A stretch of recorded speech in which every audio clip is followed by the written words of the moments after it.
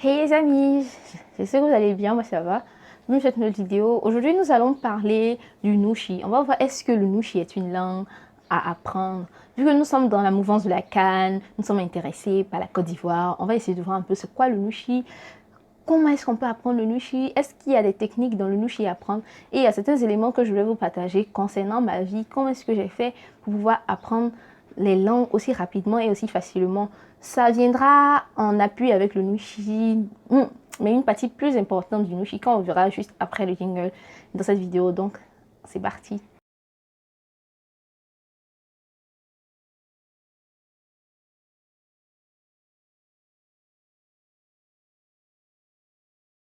Hello les amis, vous allez bien? Moi ça va, bienvenue dans cette nouvelle vidéo. Pour ceux qui ne me connaissent pas, je suis Hélène Adjavoin, conceptrice de Tips World, fondatrice de Eda Salon, de Eda Sublime, de Eda Accessories, donc Eda Compagnie, de également Metopo, et aussi je suis passionnée d'apprentissage de langue et de beauté, de bien-être. J'ai appris l'allemand en 1 an, donc à travers mes capsules de vidéos depuis l'année 2024, je vous partage mes astuces pour pouvoir vous aider à pouvoir parler très bien une langue, peu importe la langue, parce que je ne parle pas que en allemand. Donc il y a d'autres langues que je parle, qu'on aura l'occasion de découvrir dans d'autres vidéos qu'on va suivre. Donc si vous êtes intéressé, n'hésitez pas à vous abonner, liker, partager. Donc aujourd'hui on va parler de Nushi. Le Nushi, c'est quelle langue ça?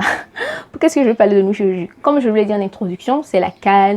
Abidjan en ce moment, c'est effervescence. Partout, il y a des étrangers. On dit il y a les étrangers, comportez-vous bien. Il y a les étrangers, faites bien. Donc, c'est l'occasion de pouvoir aussi montrer un patrimoine culturel de la Côte d'Ivoire qui est une langue, qui est le Nushi. Le Nushi, c'est une langue qui est créée dans les années 60, on va dire, dans la rue. C'est un langage de la rue qui est toujours le langage de la rue, mais qui est même parfois utilisé dans les administrations. Quand on regarde les gens, quand on voit les gens s'exprimer, même dans les administrations, on arrive à voir que certaines personnes parlent Nushi. Au niveau du Nushi, il y a plusieurs niveaux. Voilà. Il y a plusieurs versions de Nushi, Nushi brodé, Nushi, il y a plusieurs versions. Mais la version qui nous intéresse le plus, c'est la posture, le ton. Quand j'étais en Allemagne, j'avais fait une vidéo un jour pour expliquer un peu en fonction des pays, en fonction des langues que je parle, que je comprends, les interjections, la manière dont on réagit, les expressions qu'on donne, qu'on a. Voilà. Donc en Côte d'Ivoire en général, le Nushi, lui, il est un mélange de l'allemand, de l'anglais, de toutes les langues qu'on apprend à l'école et aussi des langues africaines, des langues maternelles des différentes contrées de la Côte d'Ivoire, donc le Bété, le Djoula, le Baoulé, un peu de presque toutes les langues qui sont mélangées et ça forme cette langue. Donc la question à savoir est-ce que le Nushi est une langue, c'est vraiment très problématique. Mais il y a beaucoup de linguistiques, de personnes, des linguistes qui s'intéressent vraiment à cette langue-là, qui la transmettent vraiment aux plus jeunes, qui veulent la transmettre pour que ce soit une langue de la Côte d'Ivoire. Comme on remarque un peu dans presque tous les pays africains, il y a une langue en général qui prédomine, mais la particularité de la Côte d'Ivoire, c'est qu'il y a une langue qui n'arrive pas à prédominer. Si on veut choisir une langue pour la Côte d'Ivoire, ce serait idéalement de choisir la langue de commerce. Donc la langue de commerce en Côte d'Ivoire, la langue d'échange en Côte d'Ivoire en général, c'est le Djoula qui est parlé. Donc si on veut choisir une langue, ça va être le Djoula, mais il y a une force aussi des communautés parce que les Baoulés aussi sont une communauté très majoritaire. Donc vous voyez, il y a un peu de problème. Donc le Nushi est né de là. Le Nushi, est-ce que moi je sais le parler? Est-ce que le Nushi est une langue? Moi je ne sais pas vraiment le parler. Je suis certes née en Côte d'Ivoire, j'ai certes grandi en Côte d'Ivoire, mais dans mon environnement, les personnes que je fréquentais ne parlaient pas Nushi. Le Nushi à la base, c'est une langue pour les personnes un peu brutales. Voilà, c'est vu comme une langue pour les personnes un peu brutales, un peu pas propre. Quand tu t'exprimes en Nushi, c'est que bon, tu n'as pas une forte formation, tu n'es pas allé très loin. Et comme je vous le disais tantôt, même dans les administrations, les gens emploient le Nushi. Parce que quand vous allez parler, par exemple, du Nushi à la caissière de la mairie, elle va comprendre ce que vous êtes en train de lui dire. Peut-être que, en fait, je trouve un peu que c'est une langue qui n'est pas très classe. Voilà, ça c'est le point. C'est une langue qui n'est pas très classe, donc pour l'apprendre, c'est pas vraiment très facile. Mais l'autre fois, je passais devant l'Institut français et j'ai vu qu'il y avait des cours de Nushi. Parce que si vous voulez vraiment vous rentrer dans un cadre, si vous voulez vraiment rentrer dans un environnement, si vous voulez mieux maîtriser une culture, mieux maîtriser les manières de penser des gens, l'idéal c'est d'apprendre la langue du peuple. Donc, si vous êtes en Côte d'Ivoire, ce serait très bien d'apprendre la langue du peuple. Donc, la langue du peuple ici, c'est le Nushi, c'est le langage de la rue, ce que les gens parlent dans la rue. C'est la langue qui mène le pouvoir, voilà. Donc, pour pouvoir mieux comprendre la mentalité des gens, en général, par la manière d'exprimer des gens, ça montre un peu que, par la manière de s'exprimer, ça montre les difficultés qu'ils ont eu à traverser, ça montre les différents rapports qu'ils ont avec les autres. Mais le Nushi, comme je l'ai dit tantôt, c'est une langue un peu brutale, un peu bruyante. Donc, c'est pas très élégant comme langue. Mais ça montre un peu les difficultés que les Ivoiriens ont eu à vivre depuis le début on va dire, depuis les années 1990, avec toutes les révolutions.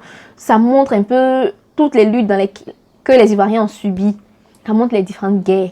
Et au fur et à mesure qu'on évolue, le Nushi évolue. En général, on parle de langue vivante.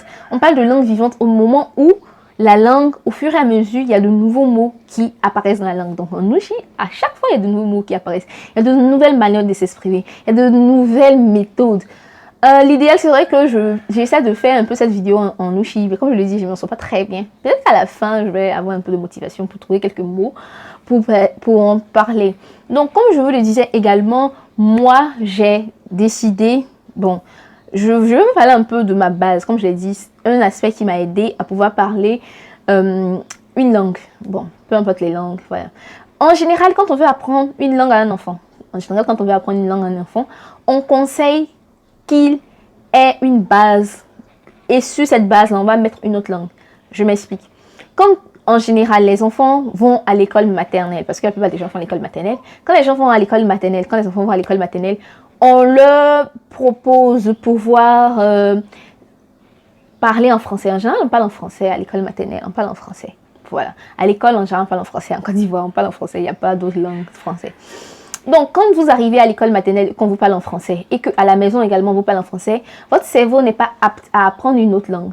Votre cerveau n'est pas apte à apprendre une autre langue. Moi, déjà, depuis l'âge de, je vais dire, 3 ans, j'étais bilingue. Parce que, c'est un peu étrange, mais je parlais ma langue maternelle à la maison, Minan, et à l'école, je parlais français. Donc déjà, l'enfant est prédisposé à avoir un bagage. Donc, pourquoi est-ce que je vous parle de ça? C'est par rapport au Nushi.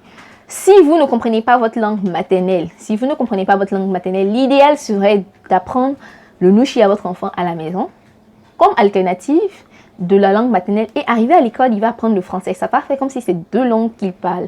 Donc, son cerveau va être prédisposé à emmagasiner plusieurs langues.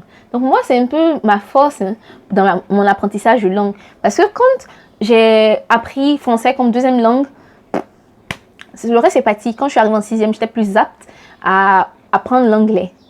Quand je suis arrivée en 4e, j'étais plus apte à apprendre l'espagnol. J'étais à fond parce que j'ai déjà les rythmes, les langues, et moi, c'est le meilleur. J'ai des techniques depuis longtemps que j'ai eu à implémenter. Je ne veux pas dire qu'à la maternelle, j'avais des techniques, mais au fur et à mesure que mon cerveau a commencé à se développer, au fur et à mesure que j'ai commencé à réfléchir, je découvrais des techniques et j'appliquais ces techniques-là pour pouvoir améliorer mon parler, améliorer mon vocabulaire, etc., etc.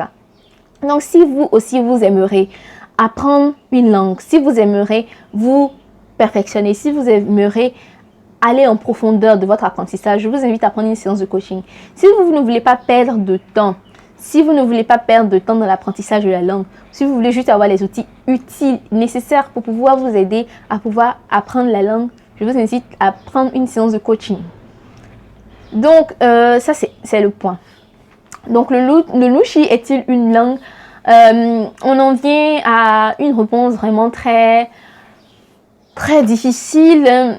C'est une langue, dans le sens où c'est une langue vivante, ça bouge, ça move, ça laisse des valeurs, mais une langue un peu plus difficile à apprendre, hein, parce qu'il n'y a pas de dictionnaire, il n'y a pas de code qui a été établi, parce qu'en fonction des régions, en fonction des zones, ça change. En fonction du type de personne que tu as en face, ça change. Comme je l'ai dit tantôt, il y a plusieurs niveaux Il y a le nushi brodé. Il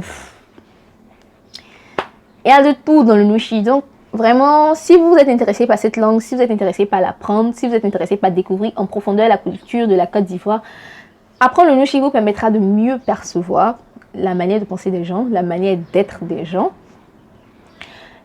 Et également, vous permettra de pouvoir aller dans les milieux les plus, on va dire, hostiles, en gros griffes de la Côte d'Ivoire, donc dans le marché, de pouvoir vous en sortir par votre langage, par votre manière de parler. On saura que, ah, vous n'êtes pas étranger, ah, vous êtes l'un de nous. Ou on se dira que, bon, vous êtes une personne étrangère, mais vous faites accepter. En général, en Côte d'Ivoire, quand quelqu'un veut raconter une blague, quelqu'un veut parler, mais de manière très sérieuse, et qu'il sait qu'il veut passer un message très important, quand il s'exprime en nushi, ça passe crème, ça passe simplement. Quand il veut faire une réprimande, ça passe simplement. En général, quand par exemple vous voulez dire à l'enfant ou bien à quelqu'un, tu n'as pas bien fait ça, tu n'as pas bien fait poser cette action, tu n'as pas bien posé cette action, quand vous le dites comme ça, c'est un peu trop dur, c'est un peu trop rude pour la personne. Ah, si vous le dites avec un petit thème, on va dire nushi, vous allez dire, tu n'as pas bien posé cette action, hein. Donc déjà le hein, ça casse tout. Voilà. Donc par exemple, quand vous voulez dire merci à quelqu'un, vous pouvez dire tout simplement merci de manière sèche ou merci yo. Donc ça montre que vous savez, vous aimez la personne, vous êtes trop proche de la personne. Donc vous voyez, il y a des petits détails, des petits mots comme ça de nushi quand vous mettez dans votre parler. Je dis nushi parce que bon, c'est un langage global, peut-être que c'est pas du nushi, mais comme le nushi on l'a dit, c'est un mélange de toutes les langues africaines, bon, ivoiriennes, avec l'anglais, l'allemand, l'espagnol, tout. C'est un mélange. Donc tous les petits mots qui sortent de nulle part, c'est nushi que je mets dans la base nushi. Donc vous voyez un peu, j'ai trop comment dans cette vidéo. Donc, je vais arrêter de comment. Je vous invite à liker, vous abonner, partager. Donc là, j'ai utilisé un mot encore, nushi, comment, qui veut dire parler. Voilà. Comment, c'est dans une langue du Nord. Voilà, ça veut dire parler également. Donc, vous voyez, quand tu as trop comment là, voilà. Quand tu as trop comment là, tu ne peux pas être très objectif. Je raconte n'importe quoi. Bon, je vais rester sur cette fin là parce que je vais m'embrouiller. Peut-être que je vais continuer cette vidéo là si vous êtes intéressé pour que je pose des questions aux gens. Dites-moi dans les commentaires si vous avez des questions encore sur le nushi, sur d'autres aspects du nushi, quand vous aimeriez que on aborde. Il n'y a pas de problème, on pourrait le faire. Mais ça, c'est le plus important qu'on a retenu. Le nushi est une langue et ça peut être une base d'apprentissage pour vos enfants. Donc, on se donne rendez-vous pour une prochaine vidéo. Allez, ciao!